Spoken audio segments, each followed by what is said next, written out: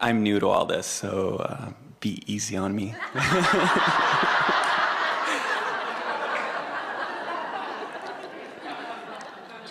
We haven't talked too much about soulmates or that kind of idea. I was wondering what you thought about that.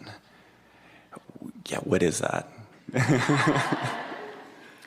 Well, very often you'll meet someone and you'll feel an extra resonance with them. And we've noticed, and this surprises people when they hear it from us for the first time, that it is as likely for your soulmate to be someone who just gives you that warm, fuzzy feeling that you've come home, as it is for you to find the soulmate who just makes you feel livid and angry. Because sometimes your soulmate is already in that place of alignment and sometimes not, or sometimes your soulmate is in alignment and you are not. So depending upon where you are along this emotional scale makes them feel the way they feel to you. And the reason we want you to hear that is that when you really want something, when you're not a vibrational match to it, it feels worse. In other words, a car that's going 100 miles an hour and hits a tree is a bigger problem than a car that goes 5 miles an hour and hits a tree. So your soulmate could feel fabulously to you or awful to you, depending upon where either one of you are in relationship to who you really are. Does that make sense to you? Now, it's interesting that you're new, because we're not going to give you the answer that we might have given you if you were here last year or the year before or the year before. We're going to give you the answer that is appropriate given this leading edge discussion that we're having here in relationship to this stream. So you're really going to like this. So you come forth as source energy and you bang around in this body and you have experiences which cause you to put things in your vibrational escrow. So without even knowing it, when you are very young, even the first day of your experience, you begin having interpersonal relationships and throwing your preferences over there into vibrational escrow. So for example, with Jerry and Esther, they came together late in their lives, so to speak. They've been together since 1976 is when they met, but both of them had lived a lot of life before that. And as they were living life apart from each other, each of them were having experiences with others and experiences with life that was causing them to identify who they really are. So a vibrational escrow for each of them was forming.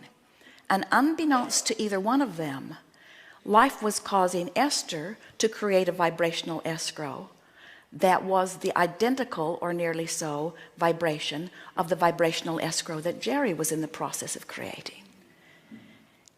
Now, what that means is both of them were source energy coming in and same vibration coming in.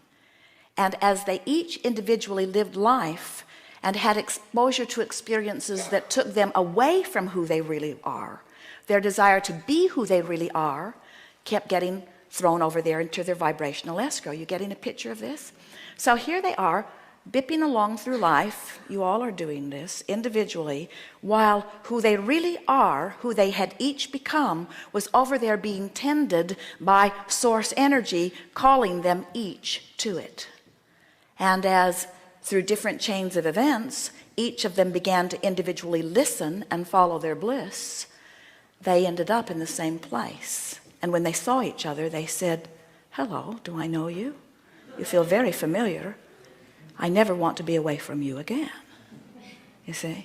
So think about what a soulmate really is. It's you coming into alignment with that which you are calling soul. It's you coming into alignment with who you really are. And in the religious sense, it is certainly spiritual, soulmate. But in the secular sense, in terms of relationships, isn't it logical that the person, the lover that you are seeing as your soulmate, is someone who must be vibrationally compatible with that which is the heart of you, with that which you have become? So we want you to understand the only thing that is necessary for any of you to find your soulmate is for you to first mate with your own soul. In other words, you've got to close that gap. And it's an interesting thing because it's a very frequent thing that someone will be banging around and they will go to Alcoholics Anonymous or something, and they'll get turned around and they will come into vibrational alignment with who they are, and they will feel so much better as they come into alignment with who they are, and they temporarily don't really have access to their soulmate because their soulmate's still over there making amends to the people they have wronged.